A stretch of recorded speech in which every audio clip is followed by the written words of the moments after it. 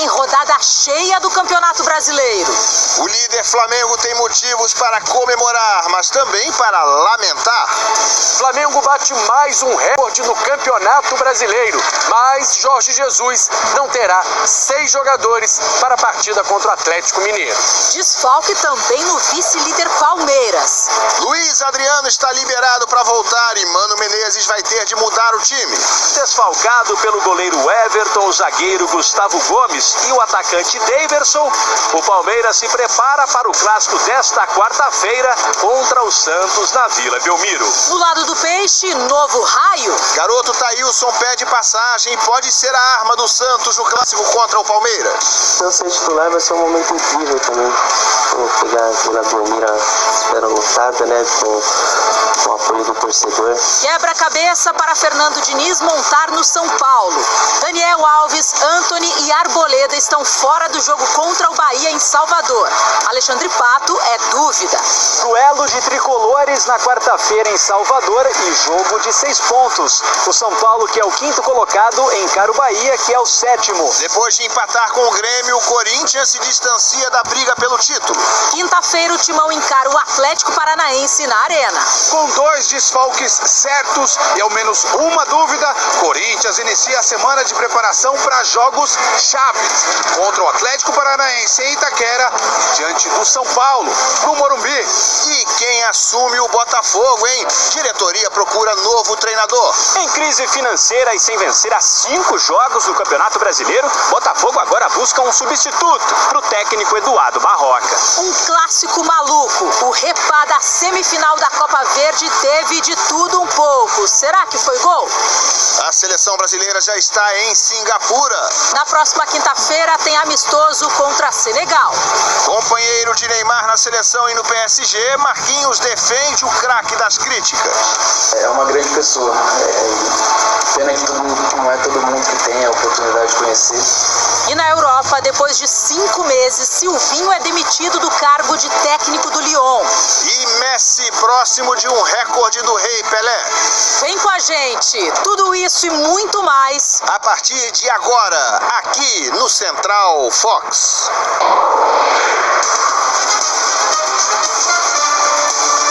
É isso, estamos chegando, boa noite pra você, estamos no ar e estamos junto, Karine. Vamos nessa, boa noite pra você ligado aqui no Central Fox. A gente começa essa edição com o mais querido, né, que é o jeito carinhoso que o torcedor chama o Flamengo. Depois da vitória contra a Chapecoense, a equipe chegou a 52 pontos, um recorde de pontuação na 23ª rodada do Brasileirão. O rubro-negro agora se prepara para encarar o Atlético Mineiro, mas Jorge Jesus terá problemas. O técnico pode ter até 6 desfalques. Veja na reportagem do Flávio Vinícius. O exterminador de recordes. Assim pode ser chamado o Flamengo do Jorge Jesus. Primeiro, o time quebrou o próprio recorde do clube na história do Campeonato Brasileiro de 6 vitórias seguidas. Depois, ao vencer o Inter e chegar ao 8º triunfo consecutivo, igualou a marca do Cruzeiro de 2003, um recorde na era dos pontos corridos.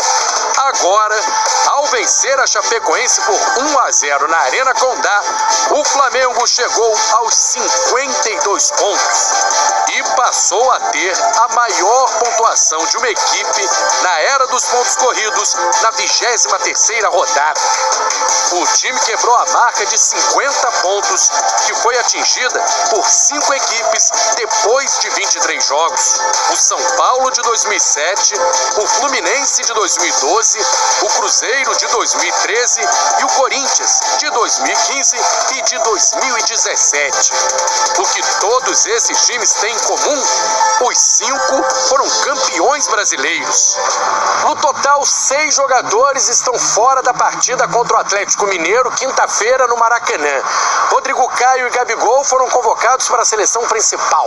O Renier está com a seleção sub-17, que disputa o Mundial da categoria. E a Arrascaeta, Felipe Luiz e agora Berrio estão lesionados no departamento médico. E agora vamos ter desfalques pela seleção, então é hora de mostrar que realmente o nosso conjunto é forte e vamos estar todo mundo preparado para o que deve vir.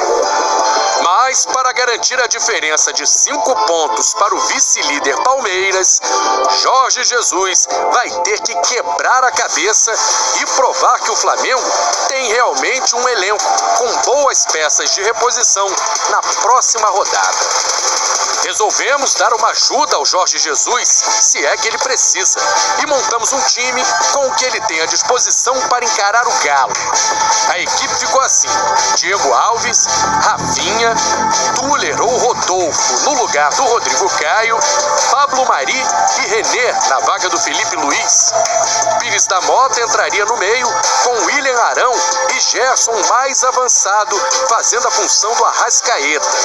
No ataque, Everton Ribeiro de um lado, Vitinho de outro e o Bruno Henrique no papel do convocado Gabigol. Sem 3 titulares, o time passou com tranquilidade pela Chapecoense.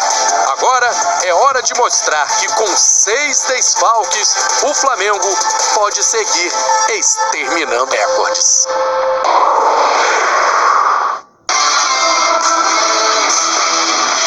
Daqui a pouco no Central Fox, Corinthians faz tradicional festa das crianças.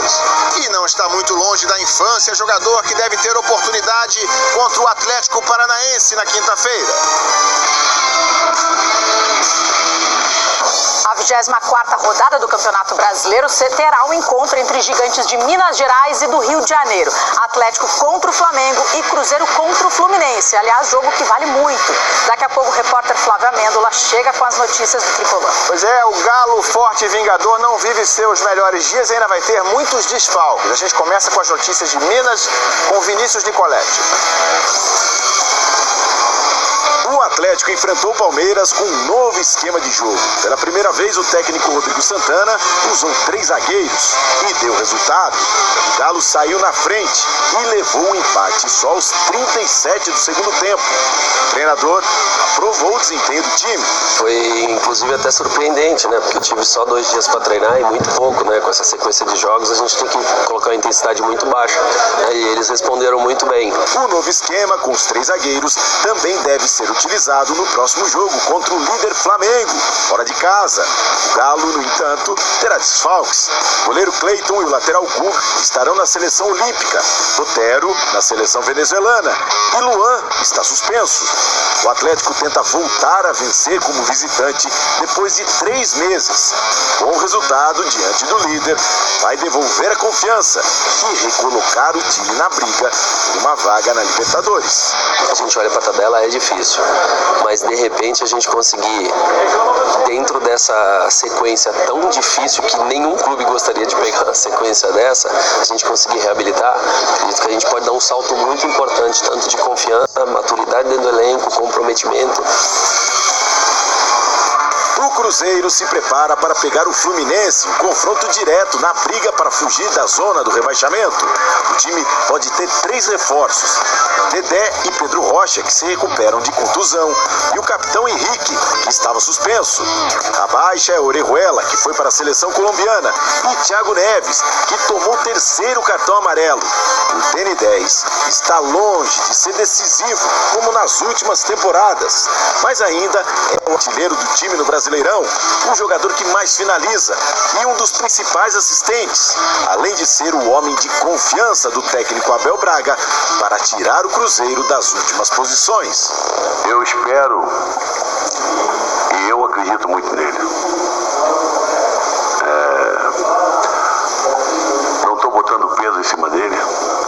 Eu estou botando que quero ver o Thiago, que foi campeão brasileiro comigo, campeão carioca, e comigo nos Emirados Árabes. A questão é que com o sem Thiago Neves, as vitórias viraram raridades no Cruzeiro. O time venceu apenas 4 vezes em 23 rodadas no Brasileirão. Já são 6 jogos sem conseguir os 3 pontos, sequência que deixa o Cruzeiro na pior colocação desde que o campeonato começou. Agora é o 18º e mesmo se vencer o Fluminense, não sai da zona do rebaixamento. De qualquer forma, a vitória diante de um concorrente direto é considerada fundamental para a reação da equipe. Por mais que não vá tirar o Cruzeiro da situação de zona de rebaixamento, mas a gente dá uma crescida, chega próximo dos nossos adversários, se não somarem. Vitória vitória diante de um rival direto na tabela de classificação. Distância de 3 pontos para a zona do rebaixamento. E pela primeira vez no Brasileirão, o Fluminense conseguiu 2 vitórias consecutivas. O clima no tricolor, sem dúvidas, é um dos melhores possíveis. Cada treinador tem seu estilo.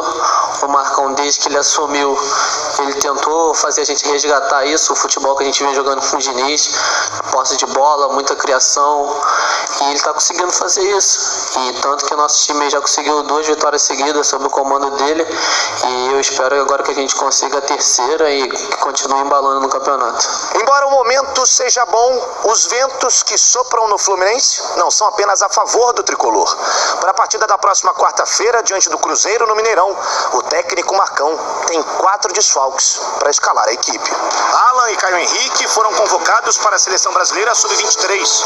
Marcos Paulo para a Seleção Portuguesa Sub-19. Digão, como pertence ao Cruzeiro, é mais um desfalque. Óbvio que a gente não fica feliz, né, de desfalque de jogadores importantes, titulares, mas eu tenho certeza de quem for entrar no lugar vai dar conta do recado, porque a gente sabe que tem um grupo bom, já mostramos isso outras vezes quando jogamos desfalcado, então eu tenho certeza que a gente vai fazer um bom jogo lá em Minas. O bom momento dentro de campo influencia diretamente em alguns jogadores. Caso de Daniel. Desde que Marcão assumiu, o camisa 20 voltou ao time titular. Ele também revelou essa foto com o atual técnico do Flu em 2002, quando Marcão ainda era jogador. Lembro sim, eu tenho até foto com o Marcão, tem uma foto no colo do Marcão no centenário do Fluminense, no Maracanã, no estacionamento. Eu até mostrei essa foto pra ele já. Até brinquei com ele nesse jogo do Botafogo, pra ele me dar algumas dicas, porque ele sempre fazia gol no Botafogo, né?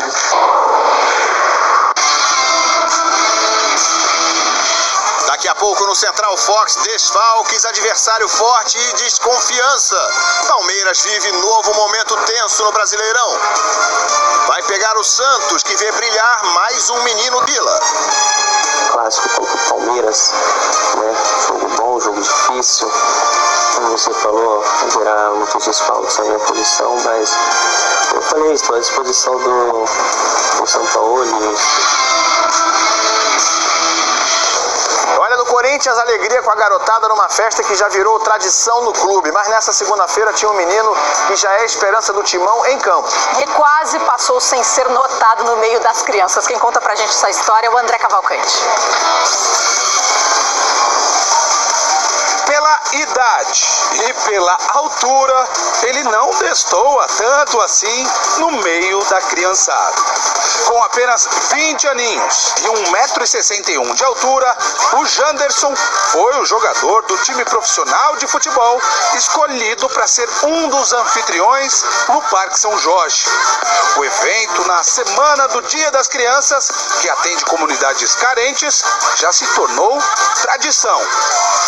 A semana apresenta ao Janderson possibilidades reais de ser até titular. Sem Pedrinho na seleção brasileira olímpica e sem Sornosa na seleção equatoriana, os desfalques abrem brechas que podem dar a característica do time. Para o lugar do Sornosa, Ramiro, Jadson e Regis são as principais opções. Já para a vaga do Pedrinho, são jogadores mais agudos que estão no páreo. Carille tem elogiado a dupla Bocelli-Wagner Love, mas também tem visto com bons olhos a ascensão do Janderson.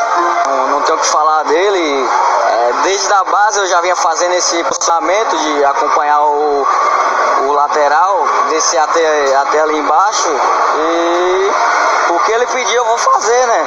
É uma função que eu tenho que cumprir e graças a Deus está dando certo, estou entrando bem nos jogos e espero manter essa sequência de bons jogos aí. Além dos desfalques certos de Pedrinho e Sornosa, Júnior Urso, com dores na coxa direita, é dúvida. Se não puder jogar, o meio-campo tende a ter uma configuração com mais chances do garoto Janderson atuar. Vou deixar isso com o professor, se ele me colocar eu vou dar meu máximo para ajudar a equipe e vou estar sempre treinando. Se for o caso de eu ser titular, é o que eu falei, vou dar meu máximo para ajudar a equipe eu vou agradecer muito também pela oportunidade. O meia atacante tem 9 partidas, ainda não marcou no profissional. As próximas oportunidades devem aparecer em grandes desafios. Quinta-feira, em Itaquera, no duelo com o Atlético Paranaense, ou domingo, no Morumbi, no clássico contra o São Paulo.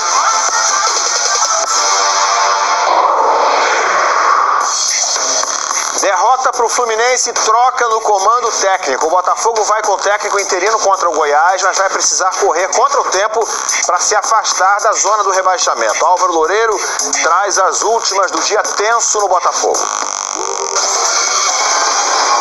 Em frente à sede do Botafogo, em General Severiano, os ídolos estão presentes. São a inspiração para que o time consiga vencer mais uma crise. O que parecia inevitável aconteceu depois da derrota no clássico para o Fluminense, a 4ª seguida no Campeonato Brasileiro. A diretoria do Botafogo demitiu Eduardo Barroca. Foi uma decisão, evidentemente, muito complicada, porque o trabalho vinha sendo desenvolvido em bases sólidas, mas, enfim, futebol é resultado, vocês sabem disso melhor que todos nós. E foi necessária essa alteração. Decisão tomada mesmo contra a vontade dos jogadores, que chegaram a pedir mais um voto de confiança para o treinador. Eduardo Barroca, de 37 anos, teve em General Severiano sua primeira oportunidade no futebol profissional. Foram 27 partidas à frente do time, com 10 vitórias, 14 derrotas e 3 empates. A diretoria alvinegra agora trabalha em busca de um substituto. E entre as possibilidades surgiram nomes bem conhecidos da torcida botafoguense. A situação financeira do clube, que vem convivendo há meses com atrasos salariais, claro, é um obstáculo. Mas nomes como os de Jair Ventura, que levou o time às quartas de final da Libertadores em 2017, e Alberto Valentim, campeão carioca no ano passado, já surgiram como possíveis substitutos. Também não foi descartada a efetivação de Bruno Lazzaroni, auxiliar técnico que tem a confiança do elenco. Em 10º lugar, com 27 pontos, o Botafogo não vence há 5 jogos e acumula 4 derrotas seguidas. Quebrar esse jejum é fundamental para continuar bem longe do fantasma do rebaixamento e tentar reviver as glórias do passado.